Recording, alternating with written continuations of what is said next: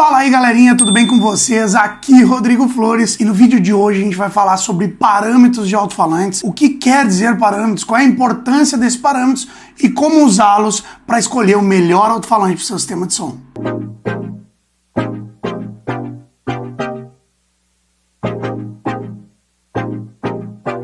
Mas o que são os parâmetros de alto-falantes? Os parâmetros do alto-falante eles podem ser mecânicos ou elétricos, e eles é que determinam a performance desse alto-falante. Ou seja, através dos parâmetros desse alto-falante, a gente vai conseguir entender para que lado que ele puxa mais, se puxa mais para sub, puxa mais para ataque ou na questão do médio, puxa mais para baixa do médio ou puxa mais para alta, é bom de alta, ruim de alta. Então os parâmetros dos alto-falantes nos dão basicamente as características que a gente vai ouvir, né? O que ele é capaz de entregar pra gente. Na minha opinião, os parâmetros são extremamente importantes para você determinar que tipo de alto-falante você vai comprar, você vai colocar no seu sistema, e também extremamente importante na hora de você projetar a sua caixa acústica. Sem os parâmetros do alto-falante, a gente não consegue calcular, fazer os cálculos necessários em softwares para que a gente chegue na caixa ideal, né? Na melhor caixa para esse sistema para atender o que você busca. Ou simplesmente quer escolher qual alto-falante ideal para o seu sistema. Esses parâmetros são definidos pelo Thier Small, dois estudiosos que definiram, então, né, estudaram, descobriram,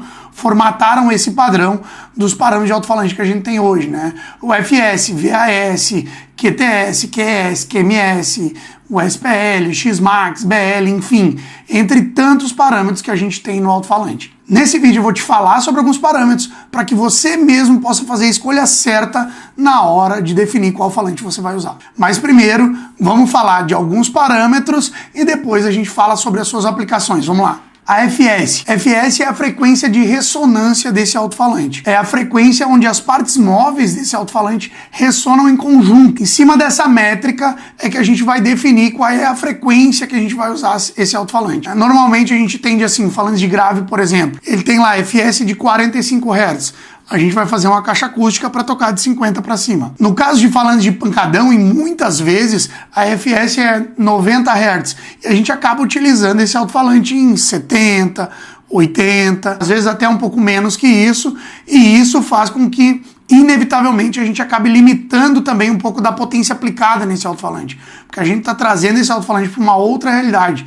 Basicamente, abaixo da FS vai ser caixa acústica fazendo o trabalho, né? E não alto-falante. Acima da FS, aí a gente tem essa interação do falante. No caso de falantes de grave, subgrave, eu sempre mantenho a resposta dessa caixa acústica da frequência de ressonância do falante para cima. Para quê? Para que você não danifique esse falante, né? Abaixo da FS você pode ter danos móveis nesse alto-falante. Então é importante você saber que alto-falante você está usando, como que você vai colocar ele nessa caixa acústica, para que a partir daí você tenha o resultado esperado. QTS. QTS é a qualidade total do speakers. Esse parâmetro basicamente é a eficiência que esse alto-falante tem em converter energia elétrica em energia sonora. Ele basicamente é uma junção do QES com o QMS, né? Qualidade elétrica do speakers com a qualidade mecânica do speakers.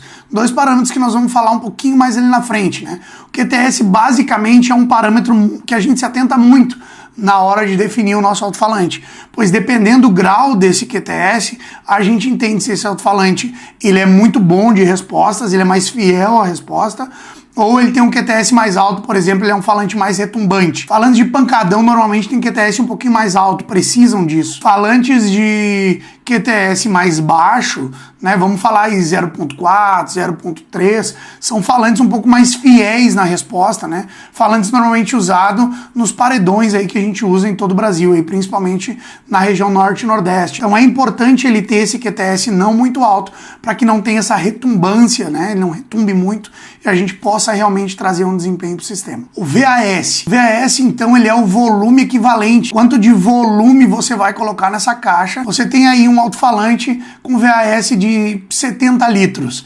A gente sabe basicamente que de 70 litros para baixo, essa quantidade de ar, essa massa de ar dentro da caixa tem influência sobre o cone, ou seja, essa pressão exercida lá dentro acaba ajudando a segurar mais o cone. Se você tem a caixa com um VB maior do que o seu VAS, por exemplo, então quer dizer que o seu cone está mais livre, não exerce tanta pressão sobre o cone, ou seja, tem menos controle de cone. Basicamente, o VAS ele não quer dizer qual volume você tem que usar na caixa, mas ele te dá um norte, você entender entendendo bem dos projetos de caixa acústica, entendendo os parâmetros para que lado você quer que a sua caixa acústica toque, você consegue pegar o VAS e definir se esse alto-falante é um falante mais duro, mais complexo de descer a frequência, a gente vai ter que fazer um trabalho, ou ele é um falante mais mole, por assim dizer, né?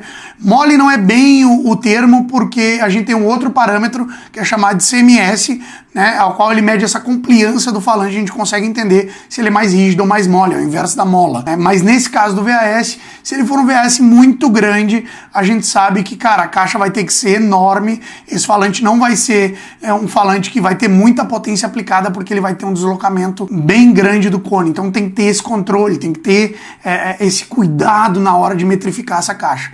Então fiquem atentos ao VAS. Caso vocês vão ver alto-falante de pancadão, vocês vão ver que os VAS são muito baixos, porque realmente, falando de pancadão, praticamente tem falante de pancadão com VAS de 10 litros. Então você não vai usar abaixo de 10 para controlar o cone, por quê? Porque é um falante mais duro, com uma rigidez de mola mais dura, é um falante que tem bastante motor, então ele tem essa capacidade de segurar o falante.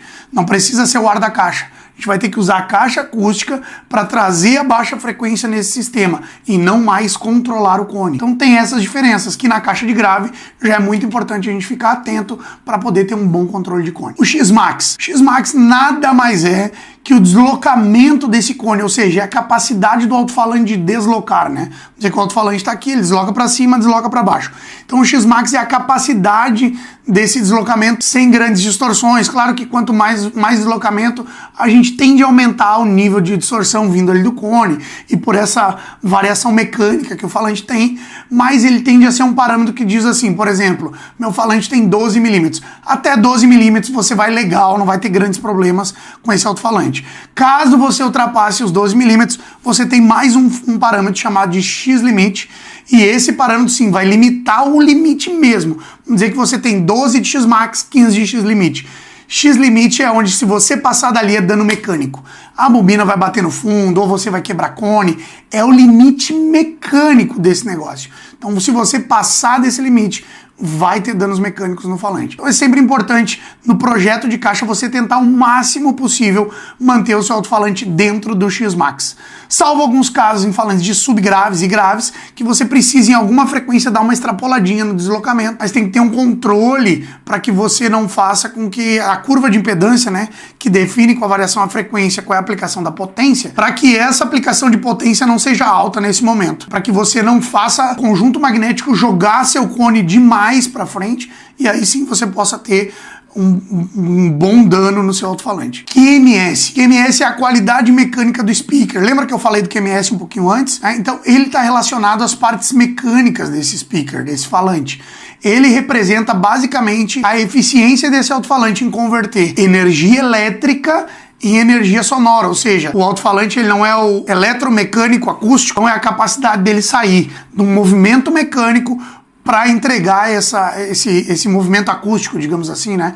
Essa energia sonora, gerar pressão sonora. Então esse movimento, ele basicamente tem a influência do QMS, né? O QMS é isso, de fato, qualidade mecânica desse speaker. Que ele, lembra como eu falei antes do QTS, juntamente com o QES, vai te entregar o QTS, que é a qualidade total desse alto-falante. E por último aqui que eu vou falar nesse vídeo é o RE. Por que eu vou falar do RE? Porque o RE é muito importante. A gente tem, por exemplo, um falante de 4 ohms, onde quando você vai medir com o multímetro, você está com o alto-falante fora, lembre-se, quando você está com o alto-falante fora e você botou o multímetro nos bornes, você está atravessando uma tensão DC dentro dele. Então você está medindo a resistência elétrica. Quando você está medindo com o falante tocando na caixa acústica, ligado no amplificador e tudo mais, você está medindo basicamente tensão AC. Então você vai criar a relação entre tensão e corrente para descobrir qual é a impedância que esse sistema está naquele momento, ou a impedância média, ou a impedância de pico, enfim, que está naquele momento. Então quando a gente fala de RE, a gente fala de medição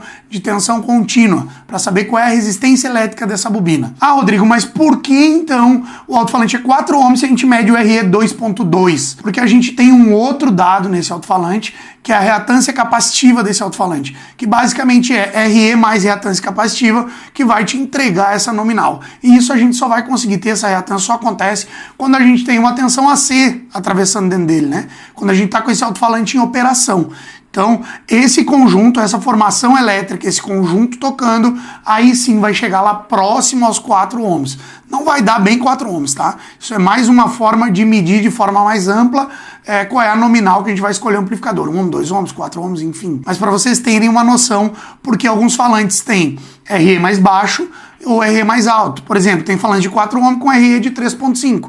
Tem falante de 4 ohm com RE de 2.2. E a gente tem essas variações a qual eu falei. Uma demonstração rápida de como escolher o alto-falante certo para o seu sistema. Vou dar 2 exemplos. Digamos que você vai escolher um falante de pancadão para o seu sistema. Esse alto-falante a gente já sabe que ele é um falante duro. Então, se a gente for olhar, o CMS dele é mais baixo, o VAS dele é baixíssimo, então tu já sabe que o alto-falante é mais travado. E aí você vai avaliar um parâmetro chamado de QTS. Ou seja, você tem a frequência de ressonância. Quanto mais duro esse alto-falante é, mais alta a frequência de ressonância. Quanto mais mole esse alto-falante, tende a descer mais essa frequência de ressonância. Então vamos dizer que você tem frequência de ressonância de 85 Hz, num falante de 12 de pancadão. E aí você tem sim essa rigidez da mola, um número mais baixo, que vai fazer com que a mola seja mais dura. E um VAS baixo, provando que esse alto-falante é bem trancado, bem travado. QTS, quanto mais baixo, mais duro esse alto-falante, né? Mais veloz, mais fiel ele é. Consequentemente, o BL, que é um parâmetro que a gente vai falar mais na frente, ele também é mais alto. Quando o QTS é mais baixo, normalmente o BL está mais alto. Por quê? Porque BL mais alto é mais motor, mais fidelidade na força de empurrar e de trazer de volta, né? Mais fidelidade de reprodução desse alto-falante. Então, pro pancadão, já que ele é um falante mais travado, é bom que a gente tenha um QTS um pouquinho mais alto, 0.6, 0.7, 0.8 talvez, para que a gente consiga fazer ele retumbar mais, porque QTS mais alto, BL mais baixo. Menos precisão de motor, ele acaba estando mais soltão, a gente consegue fazer uma boa caixa e trazer um pouco mais da baixa frequência. Já no exemplo 2, vamos falar do alto-falante de grave, um 15 polegadas, por exemplo, muito típico aí que a gente usa no Nordeste, por exemplo, um 3K3 de 15 polegadas da Aeros, aí vamos dar esse exemplo, que é um falante que eu gosto muito, uso bastante, é muito usado aí nos projetos do Nordeste. A gente vê que esse falante já tem um QTS mais baixo. Falante com QTS mais baixo, ele tem mais BL, ou seja, ele é mais fidedigno na hora de reproduzir os graves. Porém, você vai perceber que você tem um VAS mais alto, já está mais condizente, a frequência de ressonância mais baixa, o CMS um pouquinho mais alto, ou seja, a rigidez da mola é menor, falante que desce mais articulado, e aí sim, por ele ser mais soltão, mais articulado, você tem um VAS maior, aí você tem um QTS mais baixo com um BL maior, que vai fazer com que você tenha mais fidelidade nesse deslocamento, né? Ou seja, um falante muito rápido, respostas rápidas, ele vai e volta muito rápido. Então fique atento na forma de você encarar os parâmetros quando você vai escolher esse alto-falante. Dessa forma que eu estou ensinando agora, é muito legal porque você consegue ter uma boa pegada assim, do que vai vir quando você for ouvir o seu alto-falante. Então fica ligado que os parâmetros de alto-falante são muito importantes. Eu acho que ficou muito claro aqui a importância desses parâmetros, como escolher os parâmetros corretos para o seu alto-falante. Se você ainda ficou com dúvida, eu vou pedir para que coloque aqui abaixo desse vídeo o seu comentário. Quais são as dúvidas que você ainda teve em relação a esse tema? Também quero te pedir para que já curta esse vídeo, já compartilha ele, cara, se inscreve no canal e ativa as notificações. Nosso canal novo aqui no YouTube, quem já viu o vídeo passado, já falei sobre o hack, canal novo. E se vocês perceberem, quem é mais antigo aqui me acompanhando, ó, a gente está exatamente no mesmo cenário onde tudo de fato começou. Porque para mim essa história é muito importante, então por isso eu trouxe para cá o estúdio, para a gente voltar com esse ar de começo, como a gente fez no passado, né? E eu não tenho dúvida que vamos crescer novamente, junto com o apoio de vocês, com aquela compartilhada que você vai dar, dizendo pro seu amigo, ó, já se inscreve nesse canal, ativa as notificações, segue aí, Rodrigo Flores. Ajuda a gente a crescer esse canal cada vez mais, porque aí o YouTube entende que tem que mostrar para mais gente tudo isso. Muito obrigado por estar comigo até agora e a gente se vê no próximo vídeo.